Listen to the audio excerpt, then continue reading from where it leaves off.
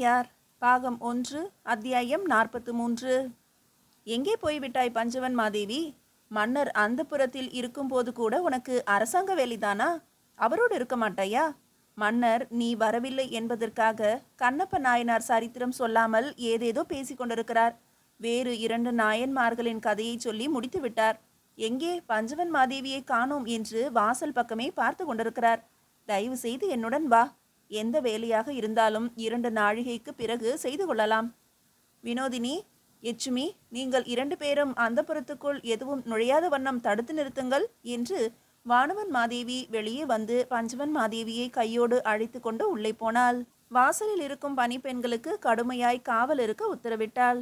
வானவன் மாதேவி கொடும்பாளூரின் இளவரசி. பிறந்தவுடனேயே இவள் ராஜராஜருக்குத்தான் என்று தீர்மானமாகி வளர்க்கப்பட்ட பெண்.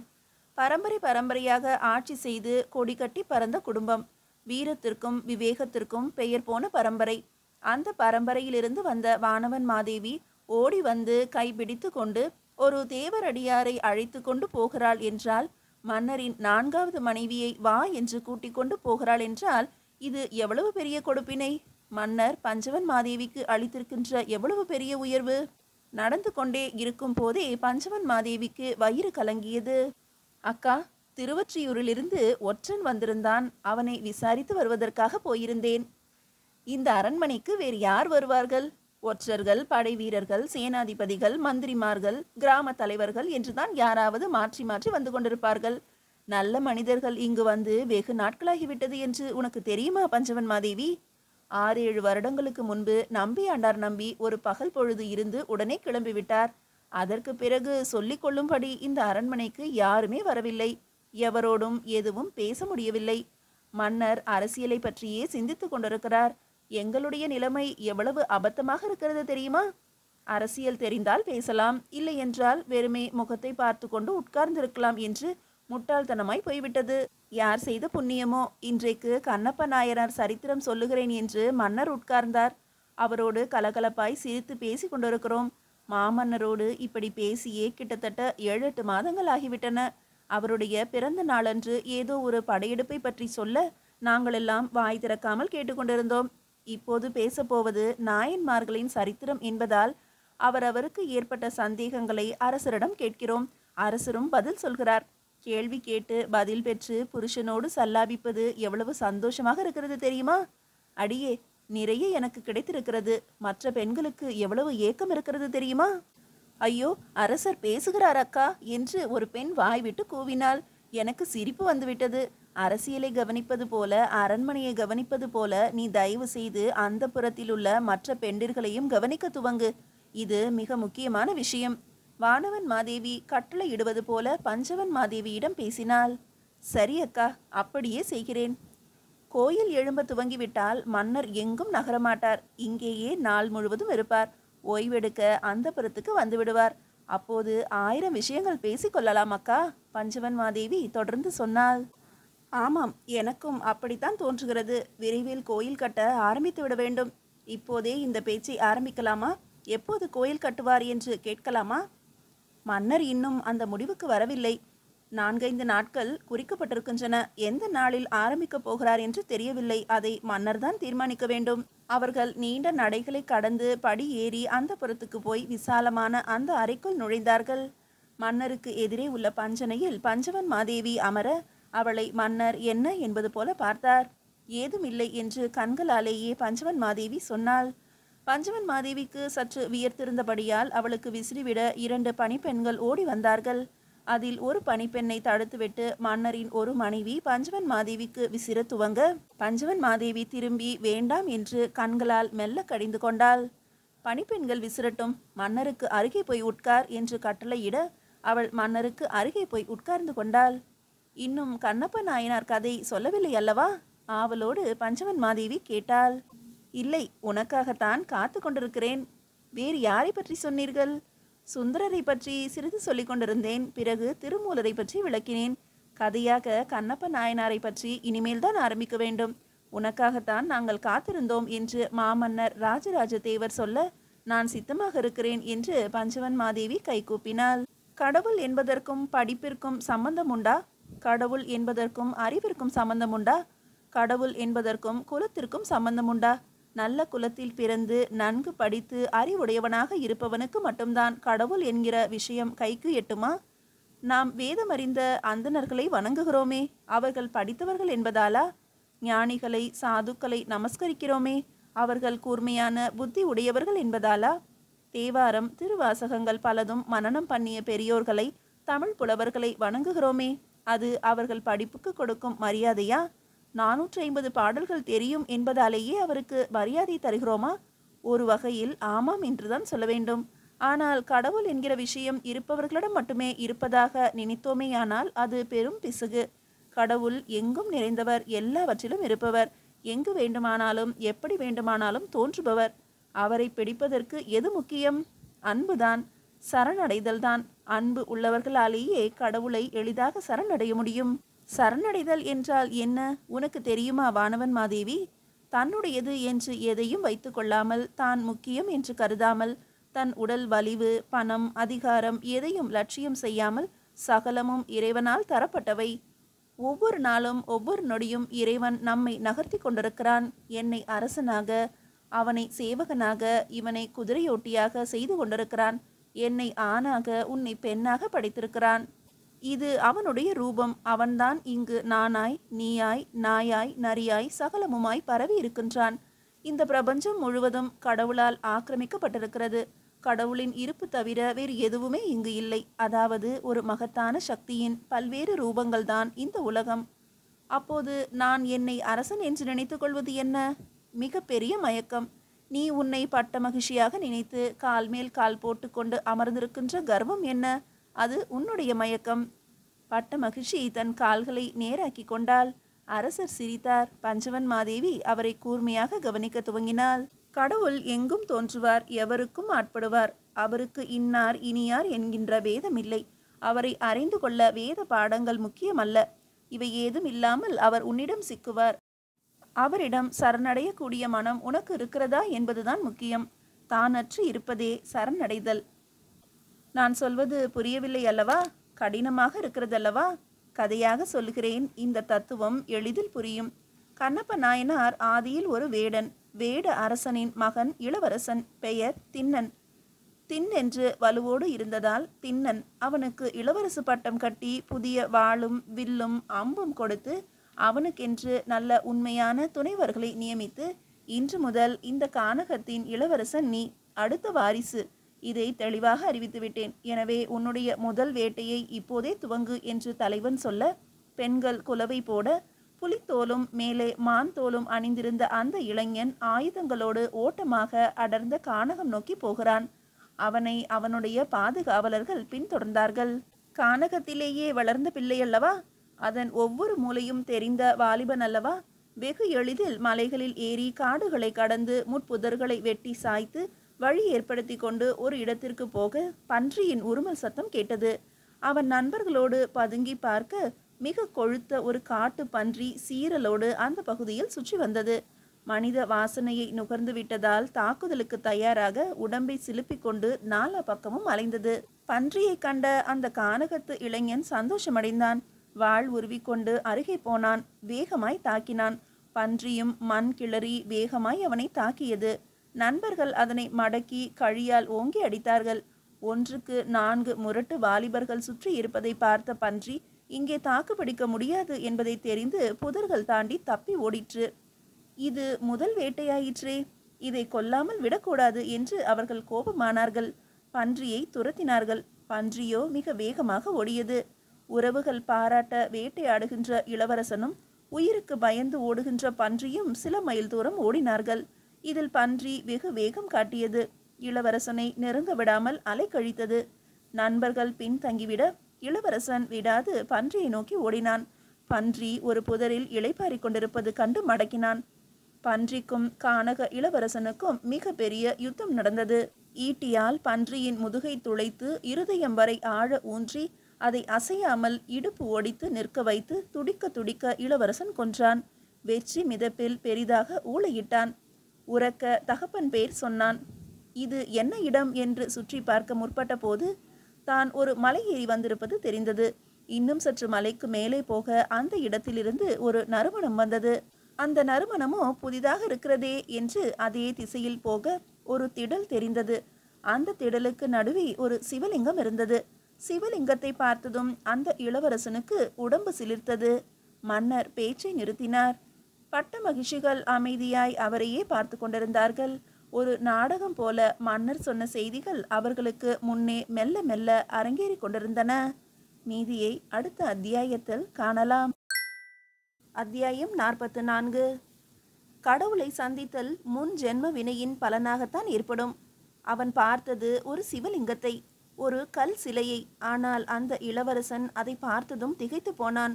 எப்போதோ பார்த்தது போல இருக்கிறதே, இந்த உருவம் மனதுக்கு மிக நெருக்கமானதாக இருக்கிறதே. இதன் கண்கள் என்னை கருணையோடு பார்க்கின்றனவே, இதன் உதடுகள் என்னை வா என்று கூப்பிடுவது போல இருக்கின்றனவே, இந்த கூர்த்த நாசியை நான் எங்கோ பார்த்திருக்கிறேனே என்று சந்தேகப்பட்டான். தயங்கி தயங்கி அருகே போய் மண்டியிட்டான். அந்த சிவலிங்கத்தின் முகத்தில் வெள்ளியால் கண்கள் வரையப்பட்டிருந்தன. கூர்த்த நாசி பதிக்கப்பட்டிருந்தது. உதடுகளும் வரையப்பட்டிருந்தன. தேர்ந்த சிற்பியால் செய்யப்பட்டிருந்ததால் அதில் ஒரு உயிரோட்டம் இருந்தது. கலையை தாண்டி இடையறாத பூஜையால் அந்த சிலையில் ஒரு ஈர்ப்பு சக்தியும் இருந்தது. அதையும் தாண்டி அந்த இடம் பிரகாசமானதாய் மாறியது. மண்டியிட்ட இளவரசன் தன்னை மறந்து கை கூப்பி நலமா என்று கேட்டான். ஏன் அப்படி கேட்டோம் என்று இளவரசனுக்கு தெரியவில்லை. இந்த கானகத்தில் இப்பேற்பட்ட சூழ்நிலையில் காட்டு மிருகங்களோடு தனியே அமர்ந்திருக்கிறீர்களே, அவைகளால் எதுவும் அபாயம் இல்லாமல் இருக்கிறதா? வேறு யாரும் பயமுறுத்தாமல் இருக்கிறார்களா என்று வினவினான். மறுபடியும் நலமா என்று கேட்டான். வானவன் மாதேவி, எப்போதேனும் கோயிலுக்கு போய் இறைவனை பார்த்து நலமா என்று கேட்டிருக்கிறாயா? வெட்கப்படாதே வானவன் மாதேவி, நானும் கேட்டதில்லை. வேடன் கண்ணப்பர் இப்படி கேட்டார் என்று தெரிந்த பிறகு நான் போய் கேட்டால் அது நாடகமாக போய்விடும் என்பதால் இந்த கதை தெரிந்த பிறகும் நான் கேட்கவில்லை. ஆனால் அந்த வேடுவ இளைஞன் மண்டியிட்டு கை கூப்பி தனியே காட்டில் அமர்ந்திருக்கிறீரே, கடவுளே நீர் நலமா என்று கேட்டான். யாரோ ஒரு இளவரசி மெல்ல விசும்ப துவங்கினாள். மற்ற பல பேருக்குள்ளே ஒரு அடர்த்தியான சோகம் படர்ந்தது. சிவனே, எத்தனை நாட்கள் இப்படி இருக்கிறீர்களோ? உங்கள் மேனியில் எல்லாம் ஏதோ வாடிய பூக்கள் இருக்கின்றன. உங்களை சுற்றி இலைகள் எல்லாம் போட்டிருக்கிறார்கள். ச்சே, என்ன இது? உணவு அருந்தினீர்களா? நீர் குடித்தீர்களா? குளித்தீர்களா? அதற்கு ஏற்பாடு செய்யட்டுமா என்று சொல்லி அந்த இடத்தில் உள்ள பூக்களை, அர்ச்சனை செய்யப்பட்ட வில்வ இலைகளை விரைவாக 2 கையால் விலக்கிவிட்டு உணவுக்கு என்று ஓடி வந்தான். ஓடி வரும்போதுதான் என்ன உணவு கொடுப்பது என்று சிந்தனை எழுந்தது. அட, காட்டு பன்றியை கொன்று போட்டிருக்கிறோமே, அந்த மாமிசம் கொழுப்பு நிறைந்ததாயிற்றே, அதை கொடுக்கலாமே என்று எண்ணம் தோன்றியது. சட்டென்று திசை திரும்பினான். காட்டு பன்றிக்கு அருகே போய் கத்தி எடுத்து வெட்டி துண்டுகளாக்கி வதக்கினான். ஒரு இலையில் போட்டுக்கொண்டு வந்தான். குளித்தீர்களா என்று கேட்டோம். குளித்ததாய் தெரியவில்லை. குளிப்பதற்கு நீர் எடுத்து கொண்டு வரலாமா? குடுவை கூட கொண்டு வரவில்லையே. நண்பர்களிடம் அல்லவா சிக்கி கொண்டு விட்டது. என்ன செய்வது? தண்ணீர் எங்கே இருக்கிறது? மலைக்கு கீழே ஆற்றில் இருக்கிறது. அந்த தண்ணீரை எடுத்து வரலாமா? எப்படி அங்கிருந்து எடுத்து வருவது? எந்த பாத்திரமும் இல்லை. கையில் ஏற்கனவே சமைத்த கறி வேறு இருக்கிறது. வேடன் திகைத்து போனான். அவன் ஆற்றில் அப்படியே மூழ்கி வாயால் நீரை உறிஞ்சி கொண்டான். முடிந்த அளவு தேக்கி கொண்டான். வாயை உப்பிய வண்ணம், கையில் கரியை தூக்கிய வண்ணம் வேகமாக மலை மீது ஏறினான்.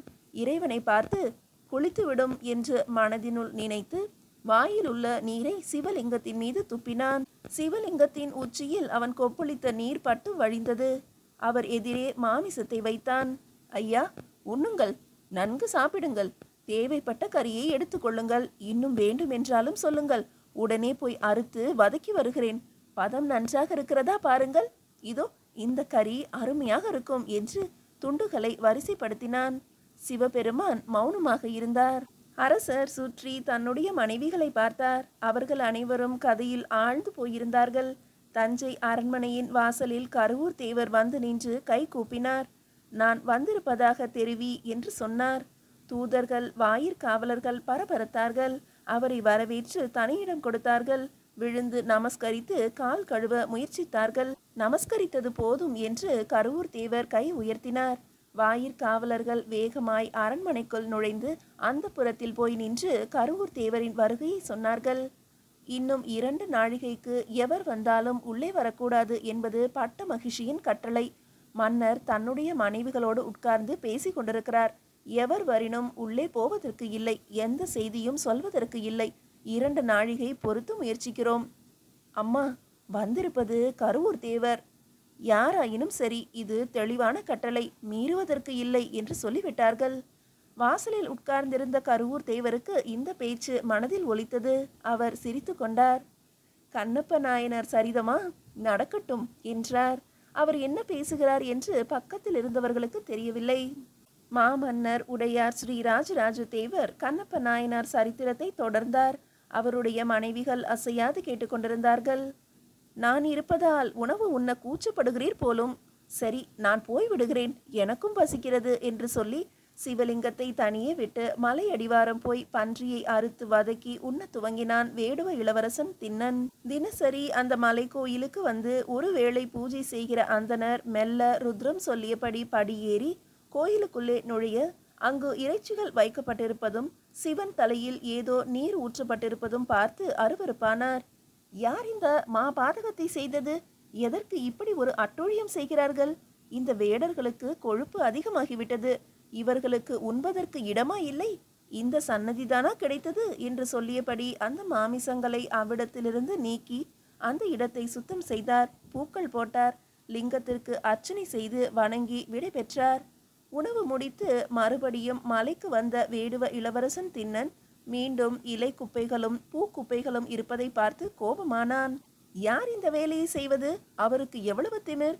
இந்த இடம் முழுவதும் ஏன் இலையால் குப்பையாக்குகிறார்கள்? நான் கொடுத்த உணவு எங்கே என்று தேடினான். இறைவன் உண்டு விட்டாரா என்று ஆசையாக வினவினான். இன்னும் பசிக்குமே, கொண்டு வரட்டுமா என்று கேட்டுவிட்டு மறுபடியும் கீழே போய் பன்றி மாமிசத்தை அறுத்து வதக்கினான். நான் இருந்தால் உண்ண மாட்டீரல்லவா, கிளம்புகிறேன் என்று விடை பெற்று கொண்டு கீழே இறங்கினான். மறுநாள் காலை அந்தனர் மறுபடியும் மேலே வந்து மாமிச இலையை பார்த்து, சண்டாள பாவிகளா என்று உரக்க கத்தினார். அரசர் ஒரு அந்தனரை போல கத்த அவருடைய மனைவிகள் வாய்விட்டு சிரித்தார்கள். அந்த அந்தனர் அந்த இடத்தை சுத்தம் செய்து பூக்கள் போட்டார். வில்வ இலையால் அர்ச்சனை செய்தார்.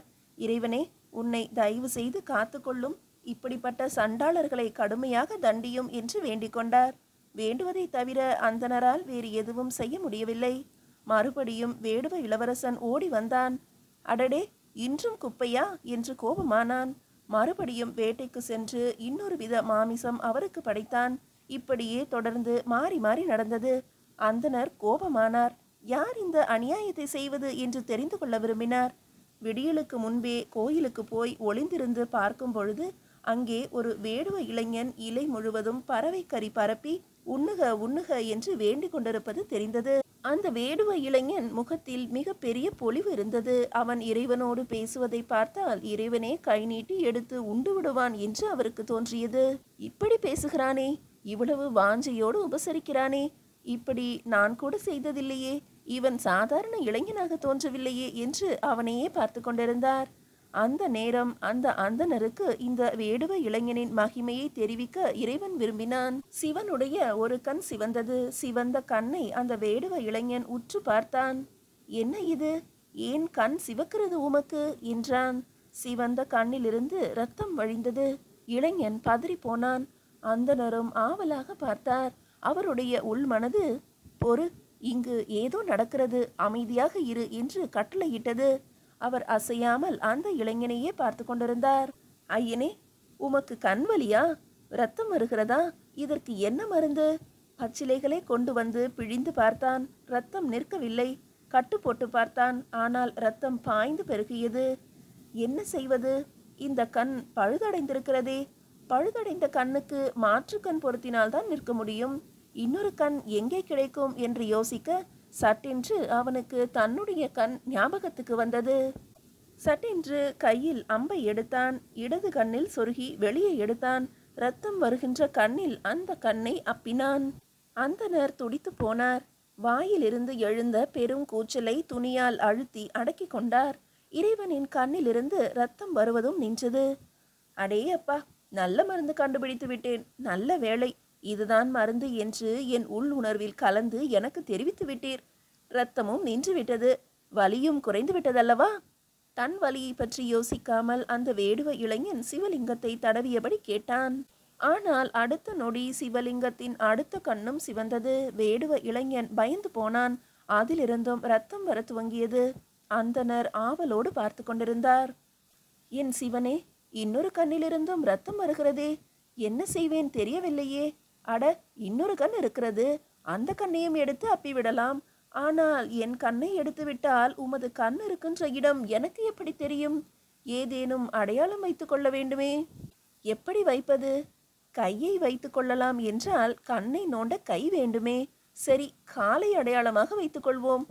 அவன் செருப்பு காலை தூக்கி அவருடைய இரத்தம் வரும் கண்ணில் நிலை நிறுத்தினான். வலது கண்ணை நோண்டுவதற்குரிய அம்பை எடுத்து விரலால் அந்த கூர்மை பார்த்து வலக்கண்ணுக்கு அருகே வைத்தான். சட்டென்று சிவலிங்கத்திலிருந்து ஒரு கை நீண்டது. அம்பு சொருக இருக்கும் அந்த கையை இறுக பற்றி கொண்டது. நில் கண்ணப்ப என்று அசிரீரியாக வாக்கு தோன்றியது. அந்த இடம் மிக பிரகாசமாக மாறிற்று. கண்ணப்பன் இறைவனால் தொடப்பட்டான். இறைவனே அவனை நோக்கி பேசினார். அவனுடைய இயற்பெயரான திண்ணனை விட்டுவிட்டு கண்ணப்பா என்று கனிவோடு அழைத்தார். அரசர் தழுதழுத்த குரலில் பேச எல்லா அரசிகளின் கண்களில் இருந்தும் கண்ணீர் வழிந்தது. பஞ்சவன் மாதேவி, என்ன அற்புதம் பார்த்தாயா? நில்லு கண்ணப்ப என்று இறைவன் சொல்லியிருக்கிறார். புதிதாக ஒரு பெயரையும் சூட்டியிருக்கிறார்.